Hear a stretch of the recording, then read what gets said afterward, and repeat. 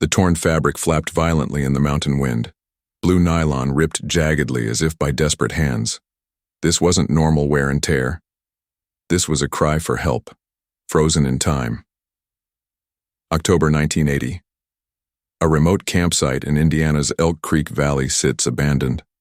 A backpack leaned against a tree, contents untouched. Food supplies still hanging from a branch. The proper way to keep bears away. A half-assembled cooking stove. 2 sleeping bags unrolled but never slept in. And that tent, shredded on one side, with what investigators would later describe as evidence of extreme distress. 2 sets of footprints lead away from the site in different directions. Both disappear at the tree line. And somewhere in those vast Indiana mountains, college students Michael Donovan and Sarah Williams had vanished without a trace. If you're new to revealed crime cases, this isn't fiction.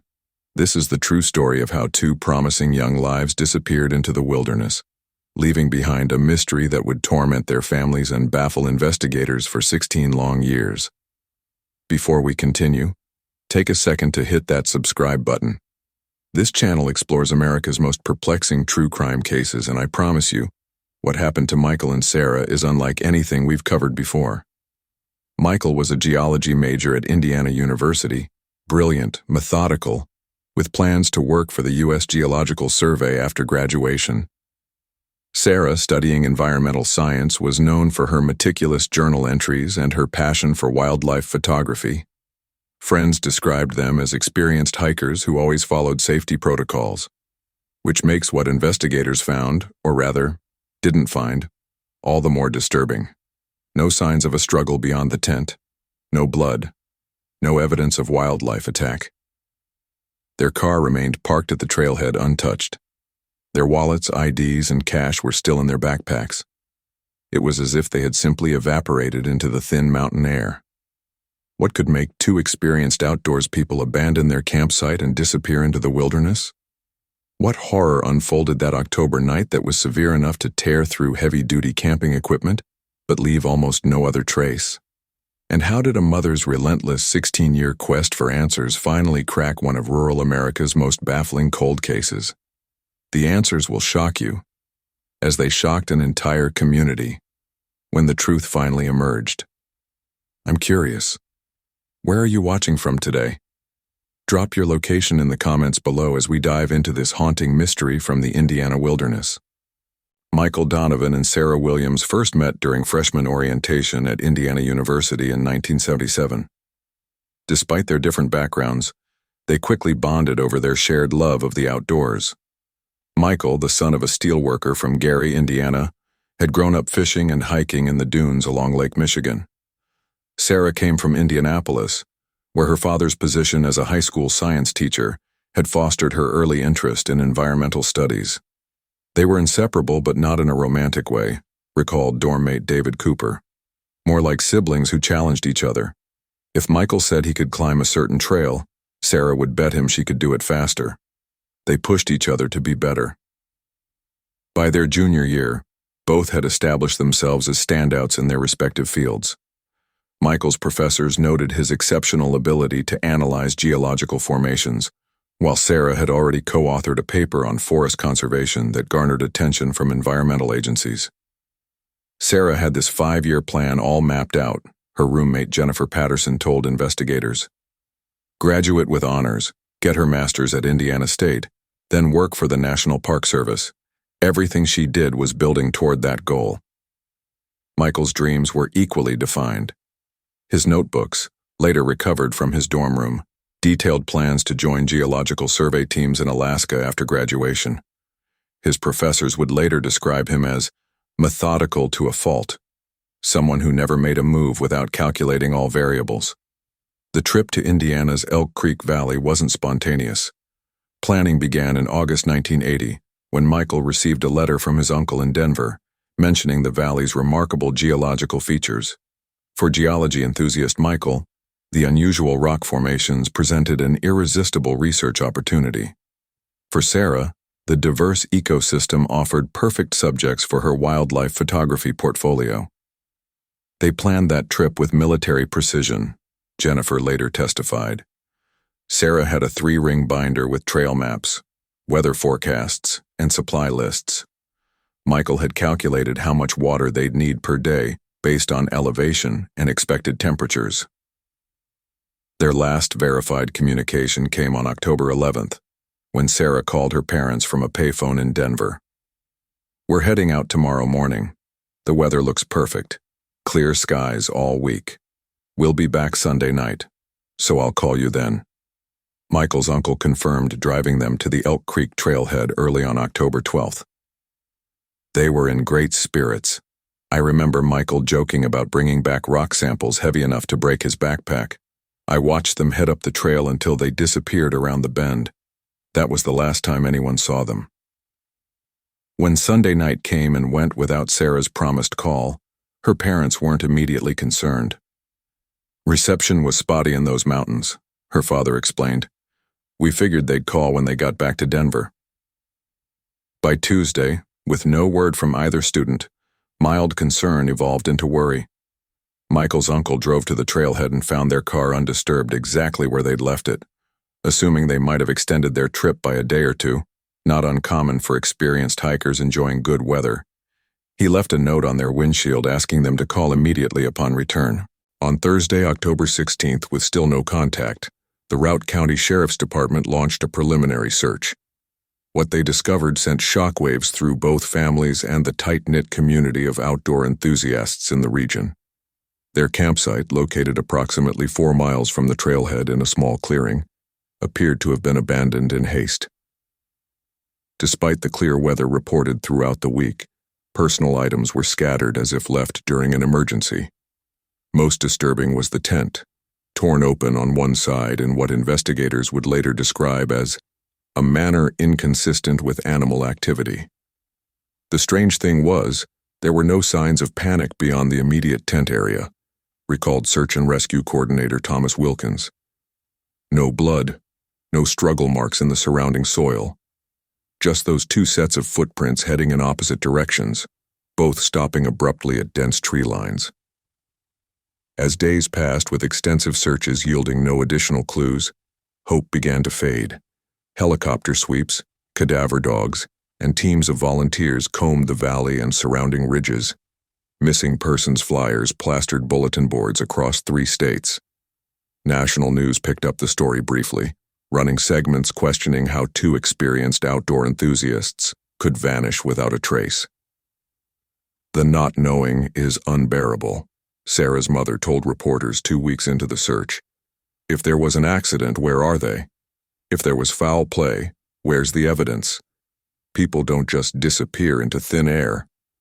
But as October turned to November, and the first snows began falling on Elk Creek Valley, that's exactly what Michael Donovan and Sarah Williams seemed to have done. The first 48 hours of any missing persons investigation are critical. For the Routt County Sheriff's Department in 1980, those hours were already gone by the time they reached the abandoned campsite. Sheriff Jim Hansen, a 20-year veteran with deep knowledge of the region, initially suspected a wildlife encounter gone wrong. Black bears were active that time of year, foraging before hibernation, Hansen noted in his initial report, but the scene didn't match typical bear behavior. No food containers were disturbed. The damage to the tent came from inside out, not outside in. FBI agent Marcus Reynolds joined the investigation on day 5, bringing federal resources to the remote Indiana Valley. "We considered 4 primary scenarios," Reynolds would later write in his case notes. Wildlife attack, accident and subsequent disorientation, voluntary disappearance, or foul play. The wildlife theory quickly lost credibility. No blood, no drag marks, no remains, wildlife expert Carla Mendez concluded after examining the site. Any predator capable of taking 2 healthy adults would leave evidence behind. The accident theory persisted longer. The region's limestone formations created dangerous sinkholes that occasionally claimed hikers. 3 days were spent examining every depression and cavity within a 2-mile radius of the campsite. Nothing. Voluntary disappearance never made sense, Jennifer Patterson insisted when interviewed. Sarah had just received a prestigious internship offer. Michael had been accepted to a graduate geology program. They had every reason to return. Which left the most disturbing possibility: foul play. Yet evidence remained frustratingly scarce. No suspicious fingerprints, no unidentified tire tracks near the trailhead, no reports of other hikers or hunters in the area that weekend. The only potential lead came from a forest ranger who reported seeing a non-standard vehicle on a service road approximately 5 miles from the campsite on October 13th, a day after Michael and Sarah began their hike. Looked like an old military truck painted dark green or black. Unusual to see out there, he told investigators. Without a license plate or clear description of the driver, the lead proved impossible to pursue. By November, snow had covered the search area, forcing the physical investigation to halt until spring. For the families, the waiting was excruciating. It felt like the world moved on while we were frozen in place, Sarah's father said in a rare interview years later. The news cycle ended, people stopped calling, but for us, every day was October 16th over and over again. Michael's parents, stoic Midwesterners not prone to public displays of emotion, channeled their grief into establishing a scholarship in their son's name at Indiana University. We couldn't find answers, his father explained, but we could ensure his passion for geology lived on. Sarah's mother, Katherine Williams, took a different approach. A high school English teacher by profession, she transformed into an amateur detective with singular focus. When local authorities packed up their investigation for the winter, Katherine began her own, converting her dining room into what family members called the war room. She taught herself about search grids and topographical maps, Sarah's younger sister recalled.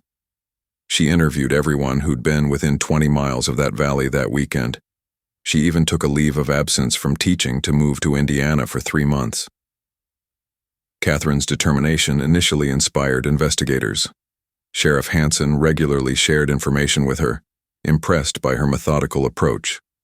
But as months stretched into years with no new evidence, even Katherine's resolve was tested. The spring thaw of 1981 brought renewed official searches but yielded nothing new. By summer, the case file had been moved to the department's growing stack of unsolved mysteries. By 1983, active investigation had ceased entirely. For most missing persons cases, this would mark the end of the story. 2 more names added to America's database of the disappeared. Statistics showed that cases unsolved after 3 years rarely found resolution. But most cases didn't have Katherine Williams. What kept me going was simple, she would later explain. Every morning I woke up and asked myself one question. If Sarah were searching for me, would she ever stop? The answer was always no. While the official investigation cooled, Katherine's only intensified. In her mind, the torn tent fabric wasn't just evidence. It was a message. Someone or something had caused her daughter's disappearance, and that tent held the key to understanding what had happened on that October night. She just needed to find someone who could read the message hidden in its torn fibers. What time is it where you're watching? Late night crime watchers, I see you. Drop the time in your comments below. I've noticed true crime mysteries hit different after midnight. By 1984, the world had largely forgotten about Michael Donovan and Sarah Williams. Their names occasionally appeared on lists of famous disappearances or in articles about wilderness safety, but active investigation had ceased. The Routt County Sheriff's Department still kept their file open technically, but no detective had touched it in months. Katherine Williams, however, was just getting started. After 3 years, I realized no one was going to find answers unless I did it myself, Katherine later wrote in her journal. So I became the detective my daughter needed. What followed was one of the most extraordinary one-person investigations in American criminal history. Katherine began by selling her family home in Indianapolis, the same house where Sarah had grown up. She purchased a modest 1-bedroom apartment and used the remaining funds to finance her investigation. Her husband, unable to share her consuming obsession, filed for divorce in 1985. I couldn't blame him, Katherine admitted years later. I'd become someone else entirely, someone who lived and breathed only for finding Sarah. With her teaching career abandoned, Katherine established a foundation called Find Sarah Williams that served dual purposes: raising awareness about the case and connecting her with experts who might help. The foundation's first major action was distributing 10,000 flyers across Indiana, Wyoming, and Utah, featuring updated age progression photos of both missing students. This campaign yielded an unexpected breakthrough in 1986. A retired forest ranger named Harold Cooper, who recalled encountering a strange man living off-grid near Elk Creek Valley around the time of the disappearances. Though the lead ultimately proved fruitless, it introduced Katherine to Cooper, who became her guide to the complex network of backcountry travelers, seasonal workers, and isolated communities in the region. Katherine was unlike any parent of a missing child I'd ever encountered, Cooper later said. Most eventually accept the unknown. She refused to accept anything except answers. Through Cooper, Katherine gained access to a hidden world, people who lived on society's edges, who might have seen something but would never talk to authorities. She spent weeks at remote cabins and transient camps, showing Sarah's photo and listening to countless wilderness stories, hoping for the fragment that might break the case. By 1988, Katherine had assembled what she called her Truth Team, an informal network of retired detectives, forensic specialists, search and rescue experts, and wilderness guides who'd been moved by her persistence. These allies donated their expertise and occasionally their resources to keep the investigation moving forward. If you're finding this story of a mother's incredible determination as powerful as I do, please take a second to hit that like button and leave a comment below. Your engagement helps more people discover these remarkable true crime stories, and it means the world to our channel. Katherine's methods grew increasingly sophisticated as the years passed. She became certified in wilderness search techniques and evidence collection. She studied forensic textbooks and attended criminology lectures. When new technology emerged, she immediately sought ways to apply it to Sarah's case. In 1990, Katherine used her foundation funds to offer a $50,000 reward for information, money she had painstakingly raised through speaking engagements about wilderness safety on college campuses. The reward generated hundreds of tips but no concrete leads. The personal toll was immense. Former colleagues described Katherine's transformation from a vibrant, literature-loving teacher to a laser-focused investigator who rarely spoke about anything except the case. She aged 20 years in that decade, her sister observed. Every disappointment, every false lead, every dead end, they all left marks on her. By 1992, Katherine's funds were dwindling. She took night jobs as a security guard and data entry clerk, spending days on her investigation and surviving on minimal sleep. Her health deteriorated. She developed insomnia and stress-related digestive issues. Friends attempted interventions, concerned she was sacrificing her life for a hopeless cause. I understand why people wanted me to move on, Katherine reflected later. From the outside, it looked like madness. From inside, it was the only sane choice I could make.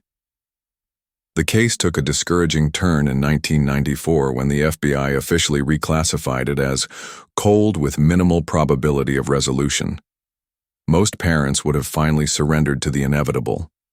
Katherine instead focused on the one piece of physical evidence she had fought to preserve, the torn tent fabric, which she had convinced authorities to release to her foundation for ongoing research purposes.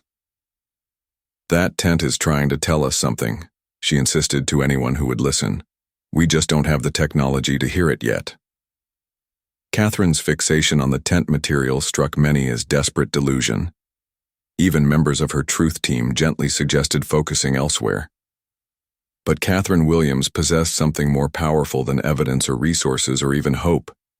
She had absolute conviction that the answers were embedded in those torn blue nylon fibers. As it turned out, she was right. The 1980s marked the beginning of a forensic revolution that would transform criminal investigations forever.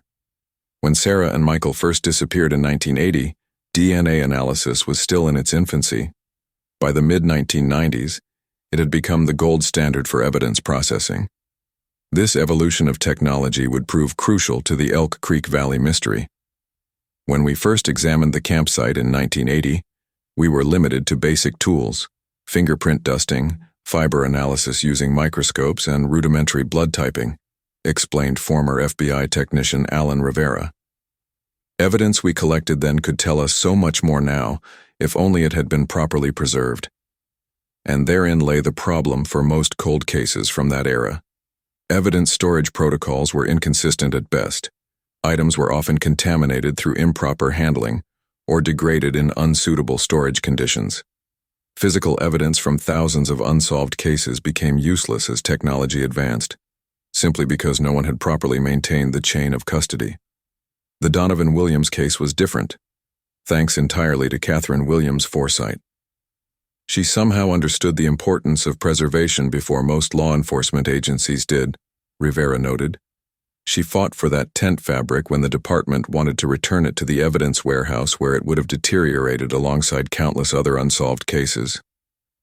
Katherine's battle to obtain the tent fragments had been brutal. She petitioned the Routt County Sheriff for 2 years, enlisted the help of a sympathetic state senator, and finally secured the material in 1987 through a rarely used legal provision, allowing evidence to be released for ongoing scientific analysis with potential investigative value. Once in her possession, Katherine spent nearly $5,000, a substantial sum in the late 1980s, to have the fabric properly preserved in climate-controlled storage containers. She kept meticulous records of every person who handled it, maintaining a chain of custody that would meet even modern evidentiary standards. Most people thought I was obsessive, Katherine later admitted, but I knew someday technology would catch up to what happened in those mountains. That someday began approaching in 1994, when Katherine attended a forensic science conference in Denver, hoping to network with experts. There she met Dr. Thomas Landon, a pioneer in a field called molecular forensics, who had recently established a private laboratory focusing on cold cases. What caught my attention wasn't just her dedication, Dr. Landon recalled. It was her methodical approach to evidence preservation. Most civilian investigators contaminate evidence beyond usability. Katherine had maintained that tent fabric better than some police departments I'd worked with. Intrigued by both the case and Katherine's persistence, Landon assembled a volunteer team of forensic specialists to examine the tent material using technologies that hadn't existed when Sarah and Michael vanished. We approached it with completely fresh eyes, said Dr. Rebecca Morrison, a trace evidence specialist who joined Landon's team. Previous analyses looked for obvious evidence: blood, fingerprints, animal hair. We looked at the molecular level, particles invisible to earlier methods. The team began by mapping the tear patterns in the fabric using computer modeling, a technique developed for airplane crash investigations. This revealed something surprising. The tears had not been random. They showed distinctive patterns consistent with intentional cutting, not frantic clawing or animal damage. The cuts were made with something sharp but irregular, not a knife with a clean edge, Morrison explained. And more importantly, some cuts came from outside the tent, while others came from inside, suggesting multiple actors. But the true breakthrough came from the fabric itself. Hey, true crime community. If you're as fascinated by forensic science as I am, this would be a perfect moment to hit that subscribe button. I deep dive into cases where science solved the seemingly unsolvable every month, and I'd love to have you join our community of armchair detectives. Your subscription genuinely helps support this channel. Using scanning electron microscopy, Landon's team detected microscopic particles embedded in the fabric fibers, particles that would completely reshape the investigation. This technology, unavailable in 1980, could identify substances at a molecular level, revealing what the naked eye could never see. When we first saw the results, we had to run the tests 3 more times to believe it, Landon said. What we found in those fibers wasn't just evidence. It was practically a confession written in molecules too small to see. The particles contained distinctive mineral compounds not naturally occurring in the Elk Creek Valley region. Even more telling, they contained chemical markers that pointed to very specific industrial activity that shouldn't have been present in a remote wilderness area. The tent fabric had essentially recorded what happened that night, Morrison said. It had been sitting in storage for nearly 16 years, patiently waiting for technology to catch up. For Katherine Williams, vindication was approaching. Her insistence on preserving that torn fabric, often mocked as obsessive, was about to break open a case that had haunted a community for over a decade and a half. What's the weather like where you are today? Drop it in the comments below. I'm always curious about where our crime community is watching from. Whether you're in sunny California or a thunderstorm in Florida, let me know while we continue this incredible story. James Harlow stood trial in September 1996 for 2 counts of second-degree murder and numerous lesser charges related to illegal drilling, evidence tampering, and obstruction of justice. The prosecution's case, built on Harlow's own confession, Walter Reed's testimony, and the forensic evidence from the tent fabric, was overwhelming. The defendant made a series of choices that night. Prosecutor Andrea Barnes told the jury during closing arguments. Business choices, financial choices. When faced with potential exposure of illegal activity, he chose to silence 2 young people whose only crime was being in the wrong place at the wrong time. After deliberating for just 6 hours, the jury returned a guilty verdict on all counts. The judge sentenced Harlow to consecutive life terms without possibility of parole, 1 for each life he had taken. Walter Reed, in exchange for his testimony, received a reduced sentence of 12 years for accessory to murder and conspiracy charges. The corporate entities connected to the illegal drilling operation faced separate civil and criminal proceedings, resulting in record financial penalties and the criminal prosecution of 3 executives who had authorized the operation. For the families, the legal outcome brought a measure of justice, but couldn't erase 16 years of anguish. The recovery operation in Elk Creek Valley, conducted in June 1996, finally located the remains of Michael and Sarah in the collapsed sinkhole, exactly where Harlow had indicated. Being able to properly bury my son after all these years means everything, Michael's father told reporters after the funeral. No parent should ever have to wait 16 years to say goodbye. For Katherine Williams, the resolution of the case brought a complex emotional reckoning. Her single-minded pursuit had been vindicated in the most painful way possible. People ask if I feel satisfaction that I was right all along, Katherine wrote in her journal. There's no satisfaction in learning your child's life was taken over something as meaningless as illegal drilling permits. There's only the cold comfort of finally knowing the truth. In the months following the trial, Katherine faced the challenge of reconstructing an identity beyond that of the mother searching for her daughter. The foundation she had established evolved into a national resource center for families of missing persons, with a particular focus on preserving evidence for future technological analysis. Katherine's work literally changed how cold cases are handled in America, explained Dr. Landon. Her insistence on proper evidence preservation created a model now used by law enforcement agencies nationwide. The case's impact extended beyond investigative procedures. The Indiana legislature passed what became known as the Williams-Donovan Act in 1997, establishing stricter penalties for illegal resource extraction on protected lands and creating a specialized task force to monitor remote wilderness areas. The Routt County community, which had lived with the mystery for 16 years, held a memorial service at the trailhead where Michael and Sarah had begun their final hike. A simple stone marker was placed there, bearing the inscription, "In memory of Sarah Williams and Michael Donovan." Their truth was finally heard. Perhaps most significantly, the case established new legal precedent for corporate criminal liability. The prosecution of Pinnacle's executives marked one of the first instances where corporate officers faced criminal charges for deaths resulting from illegal business operations they had authorized but not personally carried out. Before this case, there was a significant accountability gap, explained legal scholar Robert Mendenhall. The Donovan-Williams precedent established that executives can't hide behind corporate structures when their illegal directives result in loss of life. Have you ever visited the Indiana wilderness? The majestic landscapes that drew Sarah and Michael there continue to attract nature lovers from around the world. If you've experienced those mountains firsthand, share your thoughts in the comments below. There's something powerful about connecting with the actual settings where these true crime stories unfolded. For Katherine Williams, closure came not just from the legal resolution, but from fulfilling a promise she had made years earlier. In October 1997, on the 17th anniversary of Sarah's disappearance, Katherine hiked to the spot where her daughter's campsite had been discovered. There she scattered a portion of Sarah's ashes, finally bringing her daughter's journey full circle. In the end, Katherine told an interviewer years later, it wasn't just about finding the truth. It was about showing Sarah, wherever she might be, that her mother would never, ever stop fighting for her.